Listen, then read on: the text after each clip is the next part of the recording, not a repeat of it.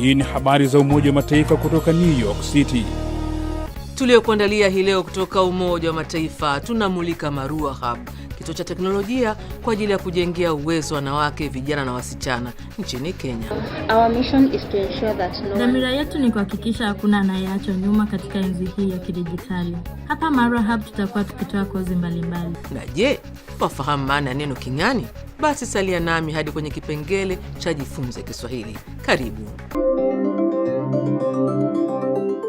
Ni Jumanne ya tarehe 20 ya mwezi Januari mwaka 2026. Mwenyeji wako ni mimi Assumpta Massoi kutoka hapa Umoja wa Mataifa jijini New York, Marekani. Kabla kukuletea mada kwa kina, tupate muktasari unaowasilishwa na Flora Nducha. Asante Assumpta. Nanzi Afrika.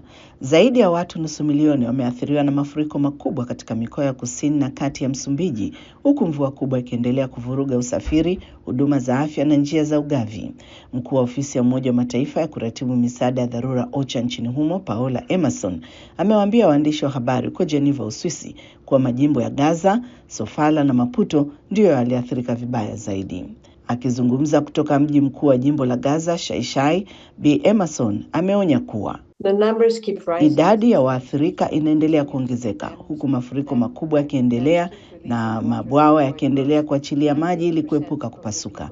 90% ya wananchi wa Msumbiji wanaishi katika nyumba zilizojengwa kwa matofali ya udongo ambazo kimsingi huweza kuporomoka baada ya siku chache za mvua. Pia ameonya kuhusu hatari za kiafya zitakazoletwa na mafuriko hayo. Huko Mashariki ya Kati, mapema leo Jumanne, vikosi vya Israeli vimebomoa kwa tingatinga makao makuu ya shirika la Umoja wa Mataifa la kuhudumia wakimbizi wa Kipalestina UNRWA huko Yerusalemu Mashariki, eneo linalokaliwa kimabavu na Israeli. Mkuu wa UNRWA Philippe Lazzarini amelielezea tukio hilo kama shambulio lisilo na kifani dhidi ya Umoja wa Mataifa, akisisitiza kuwa majengo ya Umoja wa Mataifa yanalindwa chini ya sheria za kimataifa, huku akiongeza kuwa hatua hiyo inaashiria kiwango kipya cha ukaidi wa wazi na wa makusudi wa Israeli dhidi ya sheria za kimataifa. Pia ameonya kuwa kinachotokea UNRWA leo hii kinaweza pia kutokea katika shirika au ujumbe wote wa kidiplomasia mahali popote pale duniani.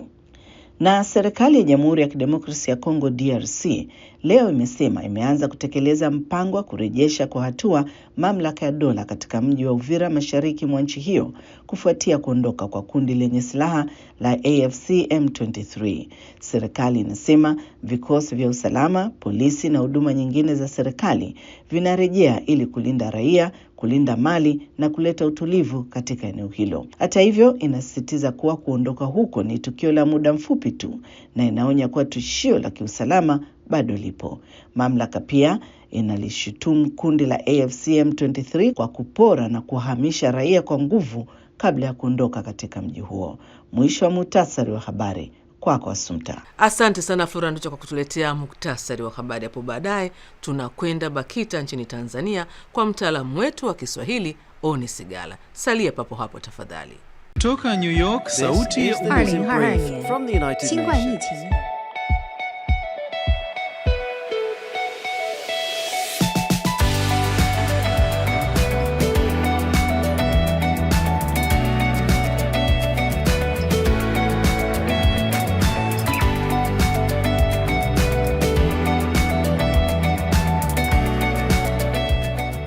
Alors que le réchauffement record met à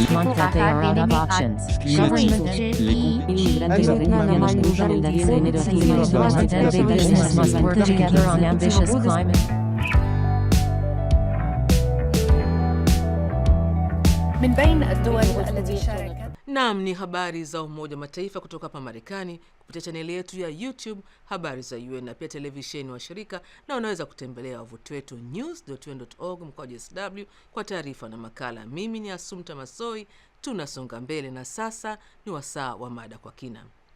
Nchini Kenya, shirika la kiraia la Branch International likishirikiana na lile la Birth and Beyond na serikali ya Kenya limezindua mradi uitwao Marua Hub unaolenga kuwajengea uwezo vijana wasichana na kuwapatia eneo salama linalowapatia msaada wa kiutu na kuwajengea uwezo katika eneo la Ongata huko Rongai, kaunti ya Kajiado nchini Kenya. wasichana mara nyingi wameachwa nyuma katika masomo ya teknolojia, habari na mawasiliano au TEHAMA. Lakini kwa juhudi zao za kusongesha malengo ya maendeleo endelevu SDGs, vijana wa kike wameweza kushiriki mpango huu wa kujifunza stadi za teknolojia ili waweze kuendeleza biashara ya mtandaoni pamoja na matumizi mengine. Sheila Chepngetich wa idhaa hii amefuatilia matokeo yake na kutuandalia mada hii kwa kina. Kwako Sheila. Marua Hub inatarajiwa kuwa mazingira salama na jumuishi ya kukuza ujuzi unaohitajika sokoni na kuwafungulia vijana fursa mpya za maendeleo. Pamoja na mafunzo ya stadi za kidijitali, wasichana na akina mama vijana wanapata msaada wa vifaa vya kiutu kama hatua ya kwanza ya kuwarejeshea utu wao. Patricia Njeri, mwanzilishi na mkurugenzi wa Birth and Beyond, anaeleza. So far we've supported over 2,000 girls. Hadi sasa tumewawezesha zaidi ya wasichana 2,000 kwa taulo za kike na nepi. Tumetoa pia vifaa vya kurejesha utu wao kama vile pedi na pia pakiti za chakula. Tumefanya matukio mengi ya ushauri na uhamasishaji kwa kina mama vijana.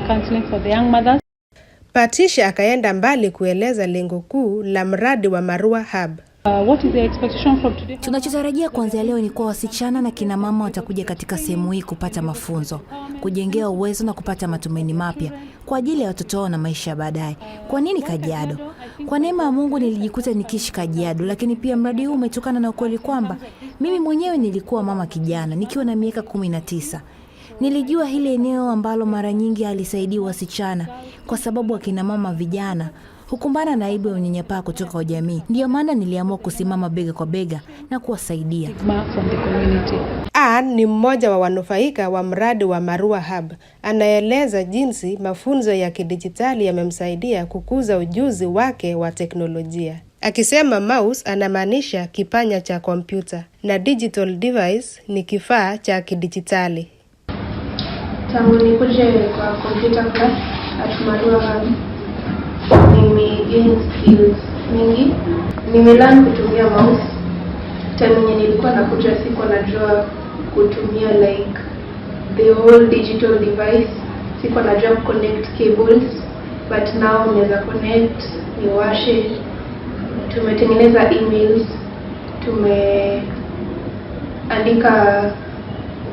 tumeandika documents, najua how to at least write a small novel. And we thank Marua Hub kwa kutusaidia na the devices. Huko nje hata sasa unaenda unalipa, but here tumesoma free na sasa tumekuwa genius people, tunajua kutumia the digital device. Yeah, thank you so much to Marua Hub and Beyond, and even Patricia herself. Thank you so much. Kituo hicho inawapatia wasichana na akina mama vijana kuingia kikamilifu katika ulimwengu wa teknolojia. Grace Wambua, mkazi wa Rongai na mfanyakazi wa kujitolea wa Birth and Beyond, ambaye ndiye kiongozi wa masuala ya kidijitali, anasema. Our mission is to ensure that dhamira yetu ni kuhakikisha hakuna anayeachwa nyuma katika enzi hii ya kidijitali. Hapa Marua Hub tutakuwa tukitoa kozi mbalimbali. Tunayo mafunzo ya msingi ya matumizi ya kompyuta na pia programu za ofisi. Tutafundisha uundaji wa tovuti, usanifu wa tovuti, pamoja na masomo ya AI. Also we have AI. Bi Wambua akaenda mbali kueleza matumaini yao kwa vijana Kajiado. So we want to create a safe space where tunataka kuunda nafasi salama ambapo kila mtu ataweza kuketi mbele ya kompyuta kwa kujiamini na kuielewa vizuri. Pia tunataka watu wapate ujuzi wa msingi wa teknolojia wanaohitaji kwa kutumia vifaa vya kisasa tulivyo navyo. Naamini karibu kila mtu sasa anamiliki simu janja. Kwa hiyo, hata mbinu rahisi za kurekebisha matatizo yanapotokea kwenye simu yako ukiwa nyumbani wakati haifanyi kazi na haujui la kufanya, hizo pia ni stadi tutakazowapa watu wanaokuja hapa. Tunataka wawe na uwezo wa kujua ni nini cha kufanya wakati wowote kabla hata ya kumtafuta mtaalamu. So that they are well versed and they are able to know what to do at what particular time before even reaching out to third party help. Hali kadhalika, mradi huu unatarajiwa kuchochea maendeleo ya jamii kwa kuwapa vijana stadi muhimu za kustawi katika uchumi wa sasa. Anmasi Wairimu, mwakilishi kutoka Branch International, anasema. Today we spent the better part of our morning at Leo tumepata nafasi nzuri sana ya kujifunza kuhusu wasichana wanaolelewa hapa, jinsi wanavyoishi, hatua wanazopitia na programu wanazoshirikishwa hadi pale wanapoweza kurejea katika jamii, kujitegemea pamoja na watoto wao na kuwa wanachama wanaochangia maendeleo ya kiuchumi katika jamii. Leo pia ni hatua muhimu sana kwao. Hili ni jambo walilotamani kwa muda mrefu, na ndio maana sisi kama Branch International tumeshirikiana nao na kuwachangia kompyuta. Tunatumaini kuwa kwa kuwa tayari tumekutana na baadhi ya wakufunzi wao, mradi huu utakuwa na mafanikio makubwa katika siku zijazo. Asante sana Sheila Jepngetich kwa mada hii kwa kina hiyo kutoka nchini Kenya. Na sasa ni wasaa kujifunza lugha ya Kiswahili. Na leo mtaalamu wetu ni Oni Sigala, mhariri mwandamizi wa Baraza la Kiswahili la Taifa nchini Tanzania, BAKITA, anafafanua maana ya neno king'ani. Dunia imeendelea sana na kwa kweli tuna mavazi ya aina nyingi sana. Unapotaka kutofautisha vazi moja na vazi jingine, ni lazima ulitambue kwa mtindo wake, kwa mshono wake, kwa uvaaji wake na mambo mengine mengi sana, na hasa katika utamaduni wetu sisi Waswahili. Sasa tumepokea baadhi ya nguo ambazo zimetoka kwa wenzetu kwa mitindo yao na aina yao ya uvaaji. Tunazo kwa neno la Kiingereza wengi wakiita skin tight. Skin tight ni vazi ambalo likivaliwa haliwezi likafananishwa na vazi jingine, lakini kwa sisi Waswahili vazi hilo tunalitambua kwa jina la king'ani. Kwa hiyo wale wote ambao wanadhani skin tight halina neno sahihi la Kiswahili, basi ni vizuri wakaelewa kwamba linaitwa king'ani.